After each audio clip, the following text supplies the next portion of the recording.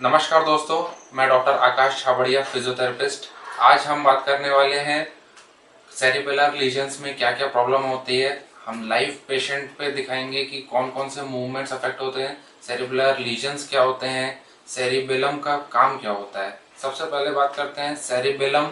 Cerebellum जो हमारे brain का पार्ट है, हमारे बॉडी के बैलेंस को बनाने में हेल्प करता है, कोऑर्डिनेशन मूवमेंट को हेल्प करता है, हमारी मसल टोन को मेंटेन करने में हेल्प करता है, कोऑर्डिनेटेड मूवमेंट्स को मेंटेन करने में हेल्प करता है। साथ में जो हमारा बोलने का स्पीड है, स्पीच है, उसको भी मेंटेन करने के लिए कहता है।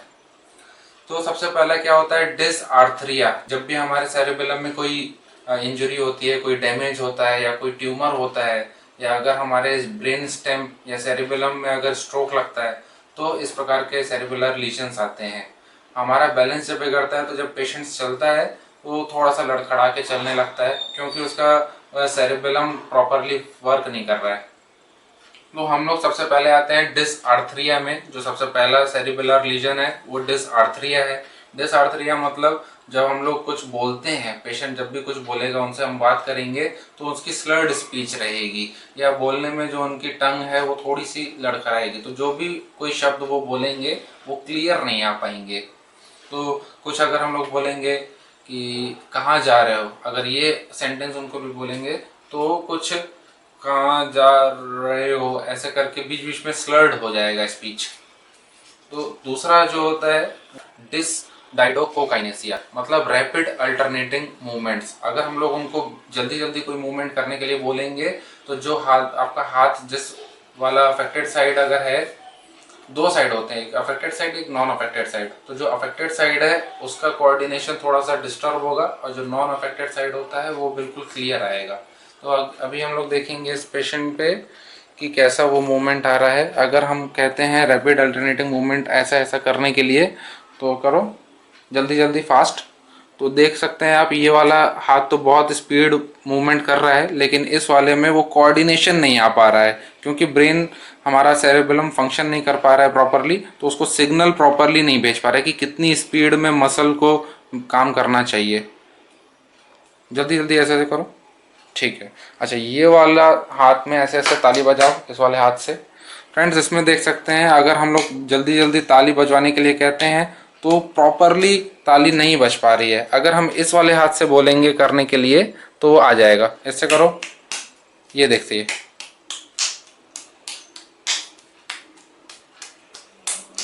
अच्छा, इसमें अगर हम करते हैं तो ये प्रॉपरली कोऑर्डिनेटेड मूवमेंट नहीं आते हैं। ये इसको कहते हैं डिसडाइडोकोकाइनेसिया। थर्ड जो होता है वो हमारा डिसमेट्रिया होता है। डिसमेट्रिया का मतलब होता है कि लेंथ, वो ब्रेन हमारा चेक नहीं कर पाता है कि कितनी डिस्टेंस में कोई चीज़ है। तो अभी हम जैसे अगर बोलेंगे कि हमारी फिंगर्स को टच करें, तो फिंगर्स हमारा टच करने में कई बार वो बैलेंस में उसको प्रॉब्लम होगी, लेंथ और डिस्टेंस चेक करने में उसको डिस्टर्बेंस होगा। जैसे अगर ये कितनी दूरी में है तो ब्रेन उसको थोड़ा सा टाइम लेता है कि वो कहाँ टच करता है। अब जैसे वो प्रॉपरली आना चाहिए सीधा यहाँ पे, तो थोड़ा सा उसको ज़्यादा काम करना पड़ रहा है देखने के लिए कि कितनी डिस्टेंस में वो रखा है। अगर हम ये वाले हाथ से करवाते हैं तो एकदम इजीली यहाँ पे आ जा रहा है। पीछे जाओ, वापस पीछे, फिर सामने। ये वाला आप हाथ दे सकते हैं कि डिस्टेंस वो इजीली कैच कर पा रहा है, लेकिन ये वाले हाथ में डिस्टेंस इजीली कैच नहीं कर पा रहा है। इसको कहते हैं हम लोग डिसमेट्रिया। उसके बाद आता है फ्रेंड्स कोऑर्डिनेशन चेक करने के लिए, तो फिंगर टू नोज एक टेस्ट होता है और फिंगर टू फिंगर एक टेस्ट होता है। तो फिंगर टू नोज करो, दो एक बार नोज में टच करो और फिर यहाँ पे टच करो, फिर वापस पीछे, फिर यहाँ ले आओ। थोड़ा सा इसको मेहनत करनी पड़ रही है ब्रेन को यहाँ पे फंक्शन करने के लिए। ये वाले हाथ में करो। अब आप ये वाले हाथ में देखेंगे कि इजीली फंक्शन कर लेता है, कितनी स्पीड में चाहिए हमें मूवमेंट, वो ब्रेन पूरा प्रॉपर वर्क कर रहा है, लेकिन वो वाले साइड पे नहीं कर पाता है। फ्रेंड्स, इसके बाद आता है एटेक्सिया। एटेक्सिया का मतलब होता है हम लोग जब भी चलते हैं तो उसका बैलेंस बिगड़ना। खड़े हो जाओ। फ्रेंड्स, आप देख सकते हैं जब भी पेशेंट चलेगा तो उसका बैलेंस जो है वो थोड़ा सा लड़खड़ा के चलेगा। आओ, हाँ, सीधा सीधा आओ, थोड़ा सा पूरा पूरा दिखा दीजिए पीछे। आप देख सकते हैं कैसा एटैक्सिक गेट आ रहा है इसमें। घूम जाओ थोड़ा पीछे, यहाँ तक आना चाहिए। इसको एटैक्सिक गेट कहते हैं फ्रेंड्स। बट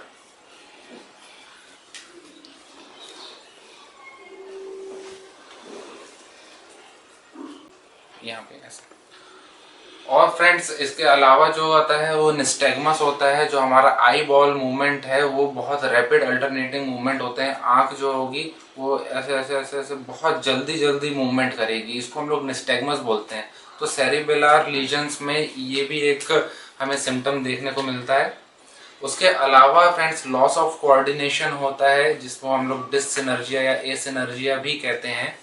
तो कोऑर्डिनेशन, कुछ भी हम लोग हाथ को उठाएंगे या हम ऐसा ऐसा करवाने के लिए बोलेंगे तो वो प्रॉपरली फंक्शन नहीं कर पाएगा। जैसे हम इसमें देखेंगे, ऐसा करो बेटा, ये अभी तो ये बहुत अच्छा काम करने लग गया है क्योंकि काफ़ी फिजियोथेरेपी इन्होंने ली हुई है, तो ये इजीली कर पा रहे हैं अब।